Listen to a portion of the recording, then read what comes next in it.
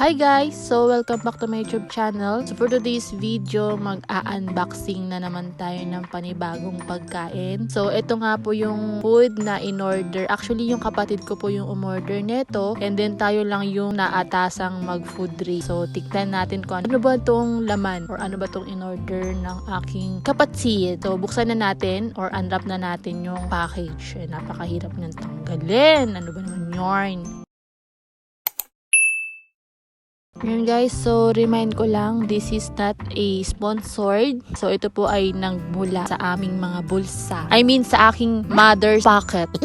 Dahil si mama minsan na nagbabayad ng mga dumarating na Shopee, Lazada, TikTok. Diba? Salamat mother sa iyong pagmamahal sa iyong mga anak.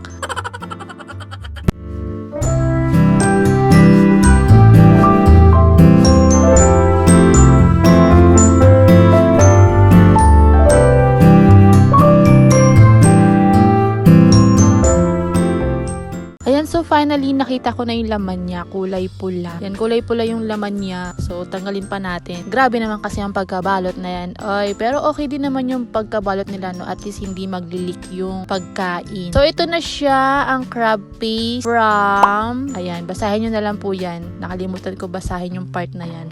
Yan po yung crab paste na nagtitrending sa TikTok. So itatry natin siya. Or subukan natin kung masarap ba itong crab paste na to. Actually, hindi ko pa natitikman or hindi pa ako nakakakain ng crab paste. Ayan, mag-posing muna tayo, diba? Pang thumbnail.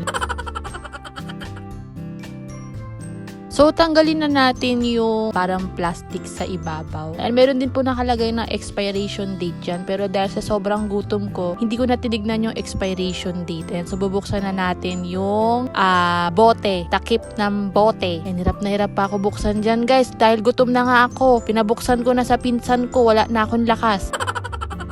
Ayan, so inamoy ko siya, amoy bagoong siya. So ito yung itsura niya, yan, pasensya na sa aking camera, medyo malikot. At yan ang aking rice ay pang diet rice. So, titikman na ng pinsan ko yung crab paste. Ayan, meron pa kaming isang ulam, yung sinigang na bangus. So, tinerno namin dyan. So, ayan, kain po tayo guys. Sinigang na bangus with rice and crab paste sa gabi. Pampapayat, pampahealthy. So, ayan siya, no? Unang kagat, unang bite, busog lahat. O, diba? So, ako naman ang titikim. Ayan, kukuha lang ako ng a pinch of, hindi naman sobrang pinch. Siguro mga, alam mo na, pang diet na subo. Ayan, so naglalagay na nga ako sa aking plato. So, papakita ko sa inyo ang aking kinuha. Ayan siya, kakapiranggot lang. So, dudrugi lang natin yung kanin. Ayan, halo-halo lang natin siya. Ayan, kanin lamig, pampapayat. Dinasaing pa kasi yung kanin, so hindi na ako napag-antay, kaya yung kanin lamig na lang yung kinuha ko. So, yan, one bite. Masarap. Lasang bagoong. Hindi mo masyado malalasahan yung crab. Mas malalasahan mo na para siyang bagoong. Pero okay siya para sa akin, masarap. Sabi nga ng pinsan ko, masarap daw to ihalo sa sinangag.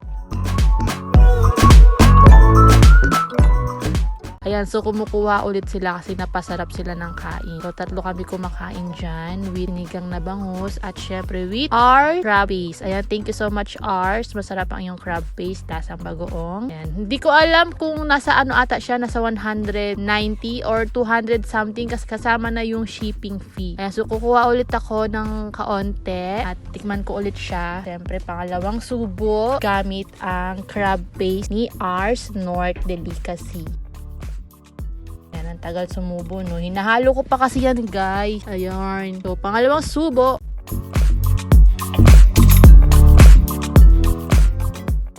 Sarap. Pwede na. Pwede ng pang-ulam kapag wala tayong mga na-prepare na lutong ulam. So, pwede na natin gawing ulam.